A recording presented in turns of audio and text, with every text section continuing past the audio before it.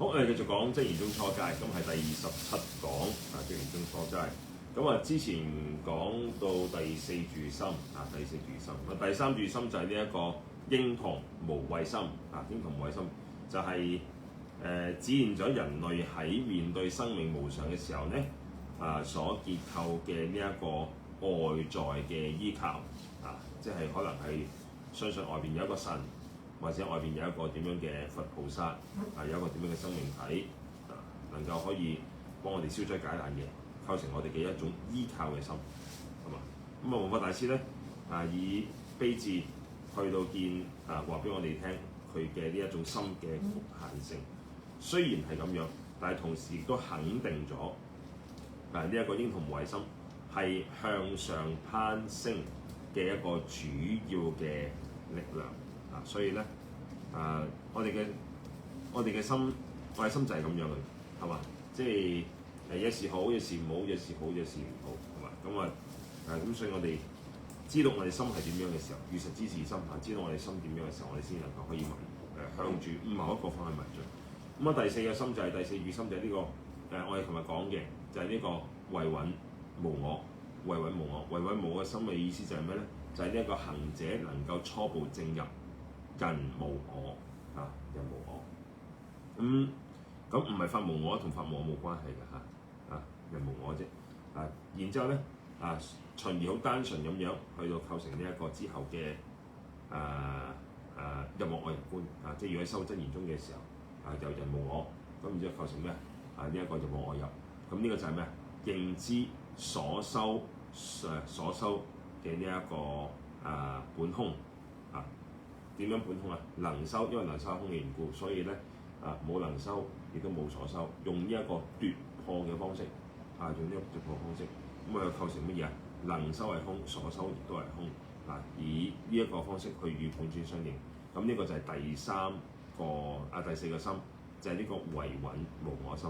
咁所以咧喺呢個狀態底下，我哋可以思維咩咧？修呢一個人無我嘅時候修人無我嘅時候，咁當然攞次第嚟觀修啦，係嘛？攞咩次第嚟觀修？照見五蘊皆空，色受想行識。色就係咩？地水火風嘅呢一個暫時聚合色蘊啦。受就係咩？受就係呢一個緣觸嘅生滅緣觸嘅觸接觸個觸有觸，跟然之後所生滅嘅咪受咯，係嘛？觸緣受，受緣愛緣取啊嘛，係嘛？緣觸嘅生滅法，呢個就係咩？受。咁然之後咧，想就係念念嘅遷流不息，念念嘅遷流不息就係呢個想，係嘛？你唔會停噶嘛，停唔到嘛。簡單嚟講，係嘛？呢個想。行就係咩？行就係呢一個呢個意志集意志嘅集，意志嘅集，意思就係咩？你會有決定噶嘛？簡單嚟講，係嘛？咁色有想行識，最撚尾嘅色就係心識啊嘛。心識就係呢邊嘅功能。咁所以咧，當我哋去到逐個去分析嘅時候，即係當你修四空觀，然之後做個分析，五蘊都冇我嘅時候，然之後問下自己，我係唔係只係為咗自己解脫就得？即係我係修行係咪只係為咗自己解脫就得？係嘛？呢個心量係咪圓滿嘅？咁然之後從而就發現就好似弘法大師講，就好似羊車咁樣。雖然能夠出三界，但係咧未至佛果所去嘅地方都唔遠。咁同樣啦因為大家都會修真言宗嘅修為法啊嘛。咁所以咧喺修本尊法嘅時候，自身為本尊喺呢個時候要契入能觀者，即係呢邊嘅我本不生，所觀嘅對境本尊亦都本不生以呢一種方式去到不落呢一個凡夫嘅妄想當然啦，之後就係唔好作聖解啊嘛，係嘛？隨情豁達，任性逍遙，道盡凡心莫存聖解啊嘛，係嘛？唔好作凡夫相，亦都唔會作聖者相咁呢個就唔一樣啦，係嘛？而聲聞乘所分析嘅五蘊喺我哋密教裏邊就係咩啊？就係六大所顯現，六大法界所顯現嘅，係嘛？即係聲聞乘所修嘅色受想行識無我去到密教嘅時候咧，就係六大緣起嘅法則色蘊就係咩？前五大，地水火風就係咩？就係我哋前五大咯，係嘛？受想行識蘊啊，受想行識識蘊同受想行識蘊啊嘛。受想行識蘊就係咩？受想行識蘊就係呢一個言字邊嘅識嘅識解咯，係嘛？咁所以咧呢一個地水火風依據住空去到構成識言字邊嘅識，而呢個識就係咩？受想行識四個呢四個。咁所以咧將五離厭離嘅五蘊轉為一個莊嚴嘅呢一個六大將呢個厭離嘅五蘊，厭離五蘊就係咩啊？聲聞乘嘅境界咯，係嘛？構成出離心啊嘛。咁而轉為咩啊？莊嚴嘅六大，咁就係密教所講嘅咩啊？轉化到為菩提即生成佛嘅關鍵。